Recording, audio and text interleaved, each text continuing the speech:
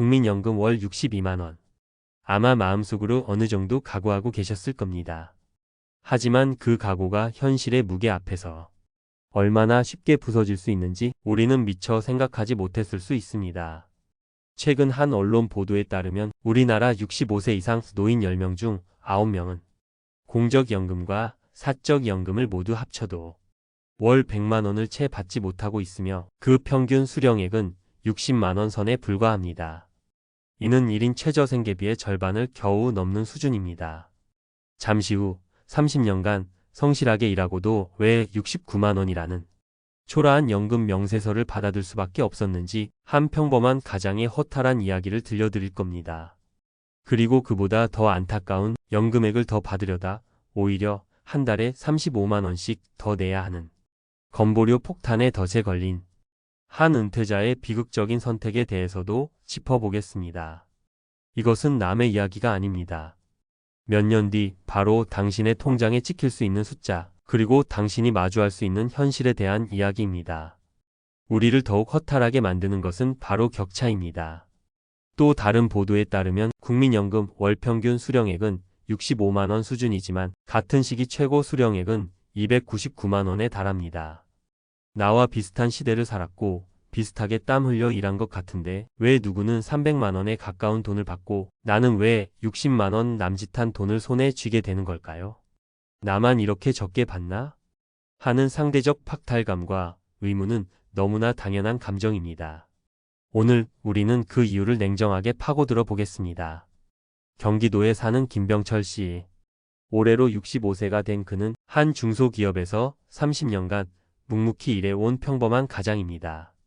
그의 손등에는 지난 세월의 흔적이 고스란히 남아 있습니다. 그는 젊었을 때부터 꼬박꼬박 국민연금을 납부했고 노후에는 그래도 아내와 함께 최소한의 생활은 가능할 것이라 믿어 의심치 않았습니다. 하지만 그가 처음으로 받아든 연금 명세서에 찍힌 금액은 월 69만 2천원.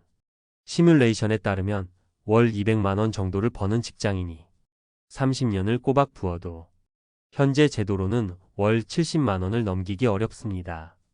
이는 국민연금연구원이 발표한 노인 1인 가구의 최소생활비 월 약 89만원에도 한참 미치지 못하는 금액입니다. 김병철 씨는 텅 빈 거실에 앉아 빛바랜 명세서를 든 채 한참을 생각했습니다. 30년의 성실함이 내 젊음의 대가가 고작 이것이었나. 깊은 허탈감이 밀려왔습니다. 김병철 씨의 사례는 개인의 불운이 아닙니다. 이것은 제도의 구조적인 문제입니다. 국민연금액은 내가 낸 돈뿐만 아니라 전체 가입자의 평균 소득을 반영해서 계산됩니다. 이는 소득이 높은 사람의 연금 일부를 떼어 소득이 낮은 사람에게 보태주는 소득 재분배 기능 때문입니다. 마치 큰 케이크를 함께 만드는데 내가 밀가루를 아무리 많이 가져와도 내 몫의 크기가 생각만큼 커지지 않는 것과 같습니다. 여기에 시간이 갈수록 낮아지는 소득 대체율까지 더해지면 국민연금 하나만으로는 품위 있는 노후는커녕 최소한의 생계 유지조차 버거울 수 있다는 것이 우리가 마주한 냉정한 현실입니다. 그렇다면 연금액을 늘리기만 하면 모든 문제가 해결될까요? 안타깝게도 더 교묘한 함정이 우리를 기다리고 있었습니다. 대구에 사는 박상도 씨, 올해 67세인 그는 누구보다 영리하게 노후를 준비했다고 자부했습니다. 더 많은 연금을 받기 위해 5년간 수령을 미루는 연기연금을 신청한 것입니다. 그 결과 월 130만원을 받을 수 있었던 연금액이 177만원으로 크게 늘어났습니다. 그는 자신의 현명한 선택에 만족하며 이제 좀 더 여유로운 노후를 보낼 수 있을 거라 기대했습니다. 하지만 얼마 뒤 그의 우편함에 꽂힌 한 통의 편지가 그 기대를 산산조각 냈습니다. 건강보험료 35만원이 찍힌 고지서였습니다. 망연자실했습니다. 늘어난 연금액을 보고 기뻐했던 것이 불과 며칠 전이었습니다. 한 일간지에서 보도된 실제 사례처럼 그의 연금 소득이 연 2,124만원이 되면서 자녀의 건강보험, 피부양자, 자격 유지 기준인 연 2천만원을 살짝 넘어버린 것입니다. 그 결과 그는 순식간에 지역가입자로 전환되었고 수십만원의 건보료 폭탄을 맞게 된 것입니다. 박상도 씨는 늘어난 연금액보다 훨씬 더 큰 건보료를 내게 된 이 현실을 받아들일 수 없었습니다. 차라리 연기 신청을 하지 말걸. 땅을 치고 후회했지만 한번 결정된 연금액은 되돌릴 수 없었습니다. 이것이 바로 건강보험료의 덫입니다. 은퇴 설계 시 연금 수령액의 숫자 자체에만 매몰되면 얼마나 큰 위험에 빠질 수 있는지를 극명하게 보여줍니다. 지역 가입자의 건강보험료는 소득과 재산을 기준으로 부과되는데 이때 연금소득의 50%가 소득으로 잡힙니다. 연금액을 조금 더 받으려다 오히려 전체 쓸 수 있는 돈이 줄어드는 연금의 역설에 빠져버린 셈입니다. 여러분이라면 이 상황에서 어떤 선택을 하셨을 것 같나요? 자, 지금까지 우리는 국민연금의 실망스러운 현실과 예상치 못한 함정들을 살펴봤습니다. 하지만 만약 여기서 이야기가 끝난다면 남는 것은 절망뿐일 겁니다. 그것은 제가 이 영상을 만든 이유가 아닙니다. 진짜 중요한 이야기는 지금부터입니다. 이 경고를 어떻게 희망으로 바꿀 수 있는지 그 구체적인 방법에 대한 이야기입니다. 그렇다면 우리는 정말 절망만 해야 할까요? 동갑내기 남편과 함께 은퇴한 이지연 씨, 그녀 역시 국민연금은 월 70만 원 수준으로 넉넉지 않았습니다.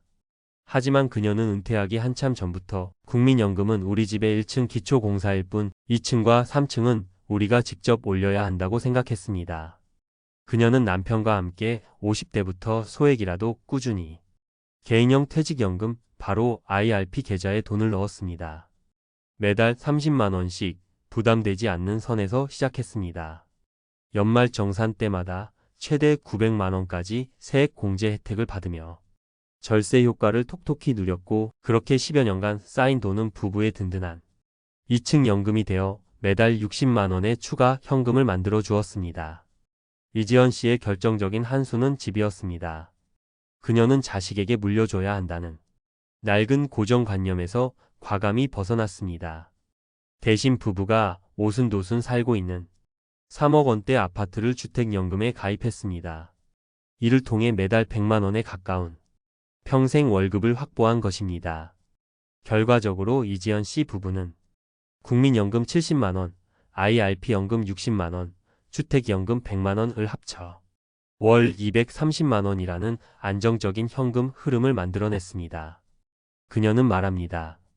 아이들에게 낡은 집 한 채 물려주는 것보다 부모가 누구에게도 손 벌리지 않고 끝까지 품위 있게 살아가는 모습을 보여주는 게 진짜 자산을 물려주는 거라고 생각해요. 이지연 씨의 사례는 우리에게 명확한 길을 보여줍니다. 이제 그 길을 따라 우리가 지금 당장 실천해야 할 4가지 행동 지침을 말씀드리겠습니다. 첫째, 나의 진짜 은퇴 소득을 계산하십시오. 지금 당장 국민연금공단 홈페이지에서 예상 연금 월액을 조회해 보세요. 그리고 그 숫자에 만족하지 마십시오. 박상도 씨의 실수를 떠올리며 건강보험공단 홈페이지에 건강보험료 모의 계산을 반드시 해봐야 합니다. 내 예상 연금 소득과 보유 재산을 입력했을 때 피부양자 자격이 유지되는지, 만약 지역 가입자로 전환된다면 월 건보료는 얼마인지 반드시 확인해야 합니다. 눈에 보이는 연금액이 아니라 세금과 보험료를 모두 떼고 내 손에 진짜로 남는 돈이 얼마인지 아는 것, 이것이 은퇴 준비의 가장 중요한 첫걸음입니다. 둘째, 연금 3층 석탑을 지금 당장 쌓기 시작하십시오. 국민연금이 1층이라면 2층인 퇴직연금과 3층인 개인연금을 의무적으로 쌓아야 합니다. 특히 IRP는 소득이 있는 사람이라면 누구나 가입할 수 있고 연간 최대 900만 원까지 세액 공제 혜택을 주는 가장 강력한 절세 상품입니다. 한 달에 10만 원이라도 좋습니다. 지금 당장 IRP 계좌를 만들어 세금 환급이라는 보너스를 받으며 노후 자금을 불려나가야 합니다. 나중에 해야지라는 생각은 10년 뒤 당신의 통장 잔고를 후회로 채울 뿐입니다. 셋째, 집에 대한 생각을 완전히 전환하십시오.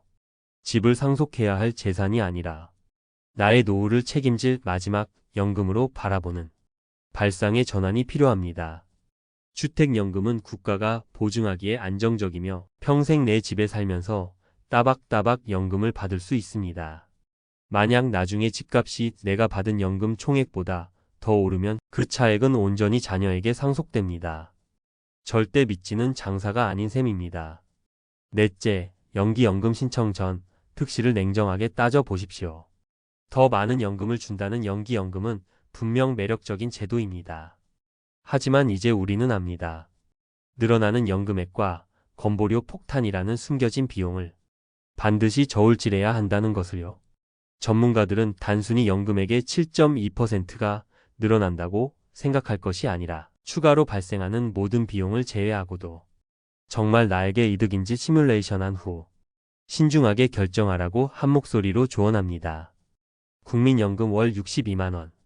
이 숫자는 우리에게 다가올 노후의 냉혹한 현실을 보여주는 경고등입니다. 하지만 이것은 우리가 피할 수 없는 선고가 아닙니다. 오늘 우리가 살펴본 사례들처럼 같은 연금액을 받더라도 어떻게 준비하고 어떤 선택을 하느냐에 따라 삶의 질은 완전히 달라질 수 있습니다. 현실을 똑바로 마주하는 것은 분명 고통스러운 일입니다. 하지만 그 고통은 우리를 행동하게 만드는 가장 강력한 동력이 됩니다.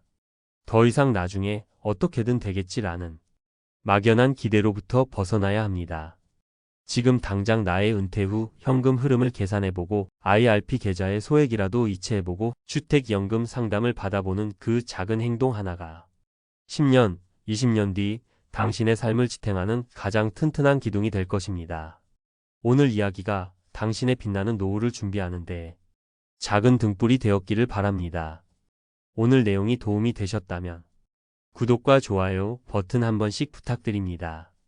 그리고 비슷한 고민을 하고 계시거나 자신만의 지혜로운 준비 방법이 있으시다면 댓글로 여러분의 소중한 생각을 나눠주세요. 함께 고민하고 지혜를 모을 때 우리는 더 나은 길을 찾을 수 있습니다. 감사합니다.